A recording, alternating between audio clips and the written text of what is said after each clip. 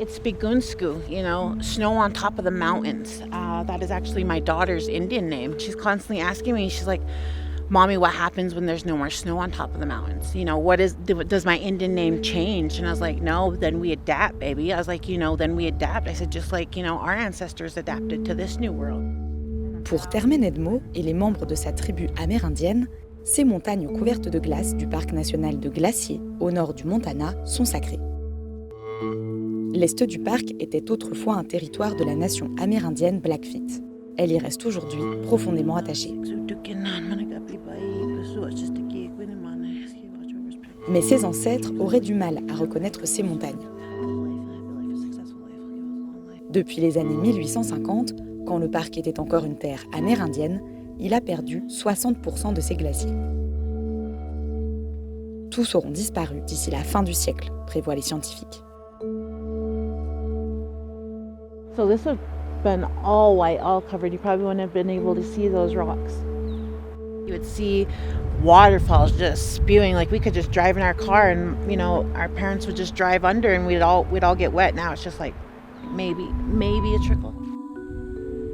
Le glacier Grinnell, un des plus célèbres du parc, n'est plus que l'ombre de lui-même.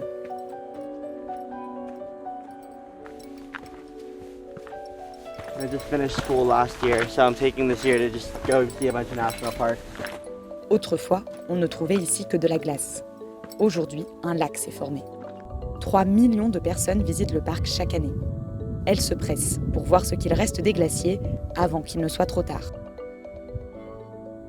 It makes me really scared. Like, I want to come with my family here at some point, and I don't want a family yet. So I want to know that this stuff is here for years to come, and I want to come when I'm older. And I see lots of groups of older people coming, and I'm texting my friends like, oh, that's going to be us in like 50 years. And, I don't want to come to no glacier here.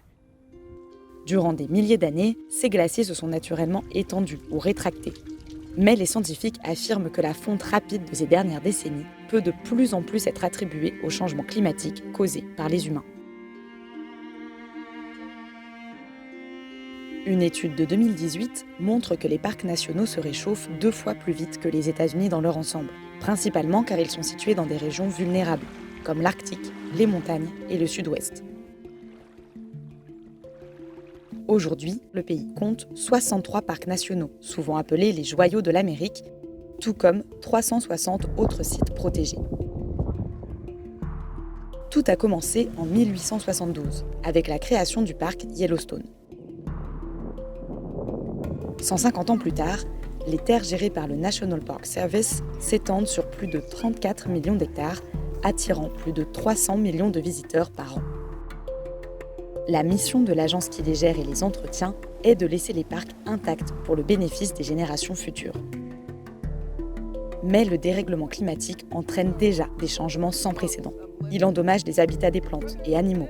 Il contribue aussi à l'augmentation des phénomènes météorologiques extrêmes dans l'enceinte des parcs. Often because our policies focus on maintaining historical conditions, maintaining natural conditions, our default mode is to resist change. We're not going to deny the impacts of climate change. It's transforming ecosystems. In a lot of cases, we're just going to have to accept those changes, but we're going to call it out and say that that's what we're doing, and not act like we're just going to be able to continue to resist everywhere all the time.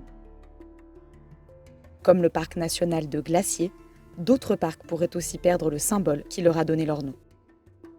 À première vue, les changements dans le désert sont encore presque imperceptibles. Mais dans l'Arizona, État du sud-ouest des États-Unis, le parc national Saguaro fait face à un avenir incertain. This one is about 6 feet tall, and it would be just around 50 years old. We're about 21 inches, and so it's probably about 30 years old, roughly. Le biologiste Don Swan est à la recherche de jeunes cactus saguaro. Ils sont de plus en plus rares dans ce désert. Oh, here's one. About 6 inches tall. So this one's about 17 years old. You can see him right there. Since the mid-1990s, we haven't had very many young saguaros surviving at all. This dotted line is the Palmer Drought Severity Index, and it basically is a reflection of how dry the desert is. The problem for saguaros is when they're little, they can't store very much water. Dans des conditions idéales, les saguaros peuvent vivre jusqu'à 200 ans. Mais la sécheresse qui sévit dans la région depuis plusieurs décennies met en péril leur survie à long terme. Avec la mort des vieux spécimens et le faible taux de survie des jeunes saguaros, le parc pourrait être très différent à l'avenir. Et la sécheresse n'est pas le seul danger pour les saguaros. Le Centrus ciliaris, une herbe envahissante et facilement inflammable, se répand et accentue la pression sur l'emblématique cactus. The biggest risk that bufflegrass poses to this ecosystem is the fire risk. As you can see, the biomass above ground is so thick and it is very dry for much of the year, and it can ignite quite quickly and quite easily. By creating a bigger pile, I went camping and I slept right next to a saguaro, and I just woke up the next morning and I fell in love, absolutely in love with saguaros, and just connected with them so much that I knew I had to do something to work to save them, to help protect them from the invasive plants that are so badly invading the park. À 2700 km de là, près de la ville de Chicago, le parc national des dunes de l'Indiana agit aussi pour limiter les dégâts. Le parc lutte contre l'érosion qui menace sa grande variété de plantes. L'érosion des dunes de sable était déjà un problème à cause de la proximité de ports sur le lac Michigan. Mais la situation pourrait rapidement empirer. The dunes should be sort of this nice gentle slope that comes up. Anytime you see those cut-offs like that, that's a scarping sign, so that's a sign of erosion right there.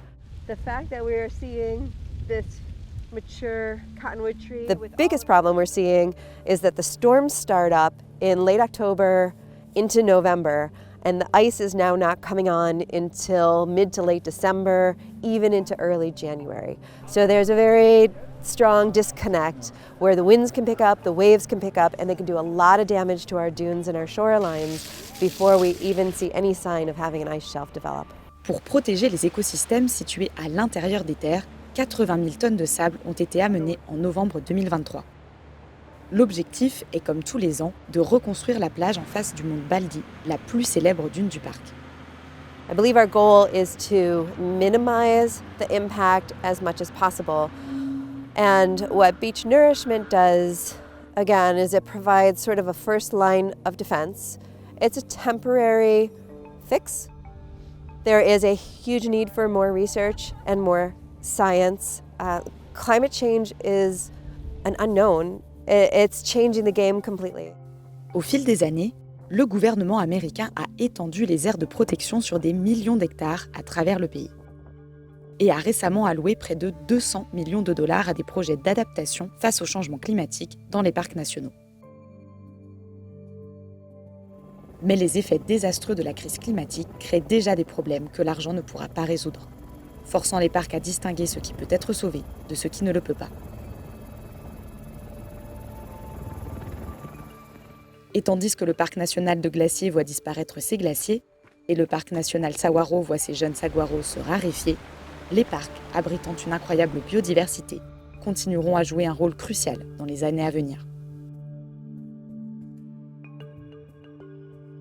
Glacier National Park, for example, has huge scenic value, huge cultural values. It's a wildlife sanctuary.